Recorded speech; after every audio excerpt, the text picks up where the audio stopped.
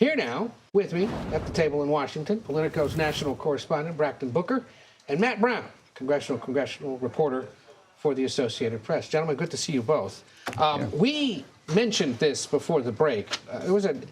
File this under, it would be getting much more attention if other things weren't going on.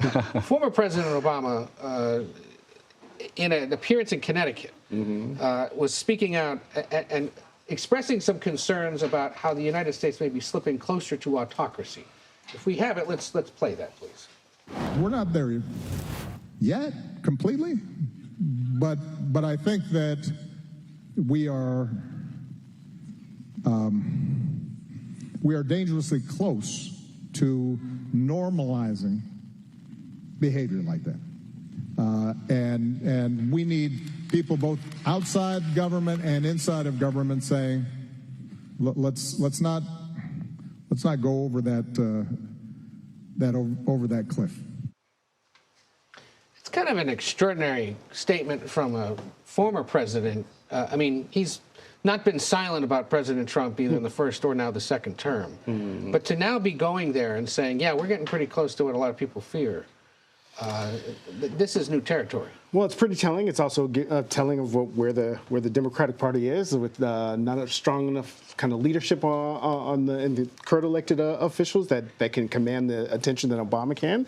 And so him going out on in Connecticut and having this conversation speaks to sort of the warning signs that he tried to impart on the country before the election in 2024, but seems like that fell on deaf ears. So this seems like it's his next attempt to try to push back at this, especially at someone who replaced him at the White House. But it is pretty extraordinary that it's Obama still kind of the singular voice in the Democratic Party that's getting so much attention. And I know there's been some criticism that maybe he should be speaking out more. This seems to sort of create the space for fellow Democrats to say, I agree with him, because he's saying people inside and outside government got to be saying more. I mean, on Capitol Hill this week, Senator Padilla of California, recounting what happened to him last week with ICE agents and FBI agents in California, was talking about concerns with this. Other Democrats have been starting to speak up a little more about it. Yes, I have to say, I mean, we saw in the campaign trail last year, Vice President Kamala Harris and many other Democrats literally used the word fascism to describe Trump's campaign trail. And this time on the Hill, in the past couple weeks and days, you've seen lawmakers express deep concern, deep emotion, both in the halls of Congress, outside on the steps, speaking to press about what they see as an existential Democratic crisis. This is not something that every single Democratic strategist is going to tell you this year or last year that is a winning message with many voters. But it is something that, because these lawmakers are the ones who are going through this experience right now, they're the ones who are arguing with their Republican colleagues or at times being detained by ICE, or in the case of one New Jersey Democrat having charges pressed against her. They are in the middle of this, and it is becoming a very visceral conversation. One thing just on Obama's comments, I do think it's important to note that he understood his audience there, where a lot of folks were talking about the top line of that this is an inflection point or a dangerous moment. But Obama has said that before. What he didn't say, what he also said later, was concerns over how a lot of people in his term, which he pointed out, felt that they could be as progressive as possible or believe in democracy, and there was no cost to it. And he actually made a comment in front of Heather Cox Richardson in Connecticut, a solidly blue state, that y'all are going to have to make changes. There's going to be costs now to what democracy is. He was making a call to action to lawyers, to professionals, notably not a call to action to Trump, not a call to action to Democratic lawmakers. So it's interesting where Obama thinks that he can focus this message right now on who he wants to even communicate with. Real quick, since you cover the Hill, this congressional debate over what to do about the situation in Iran. There's a proposal in the House that's bipartisan. There's Tim Kaine over in the Senate, maybe trying to find some Republican support. But do either of these proposals go anywhere soon?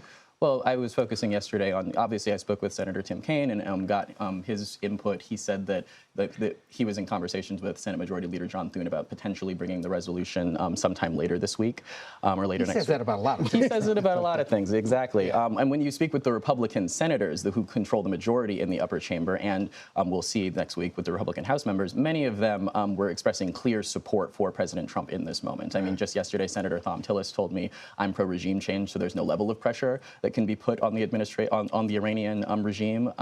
Senator Jim Justice from West Virginia said that he'd be fine with some military action by the U.S. And Senator Ted Cruz made very clear no American boots on the ground. But he does believe deeply that we should be assisting Israel with whatever actions it wants to take. And I know we were observing that today is Juneteenth, federal holiday. Most of official Washington and the government shut down, mail-in being delivered. A lot of other people across the country have the day off. But this White House, in his second Trump term and the first Trump year since Juneteenth became a federal holiday, handling this holiday a little differently, perhaps, than in the Biden administration. Yes, yes, and just to piggyback off the Iran and get to the Juneteenth in a second. Spoke with Governor Wes Moore today, and he's making some Juneteenth-related announcements. But we started a conversation talking about whether or not Trump was handling Iran sufficiently. And obviously, Wes Moore is an Army combat veteran, served in Afghanistan. He said, look, he's being too willy-nilly about putting lives at stake here. He's being very unserious about his handling with Iran, and he's calling on him to take this a lot more seriously.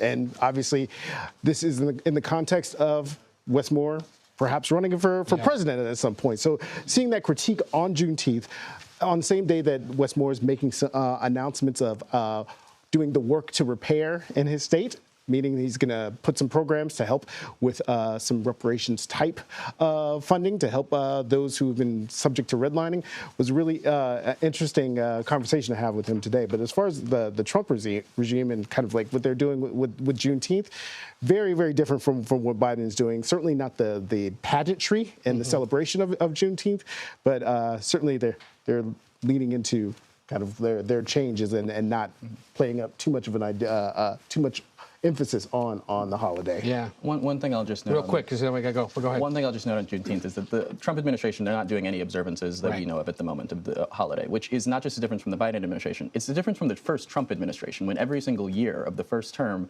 he celebrated and issued proclamations in support of Juneteenth. So we're a little confused why they decided to change it this year, except for obviously the broader conversations that the administration has been making about race.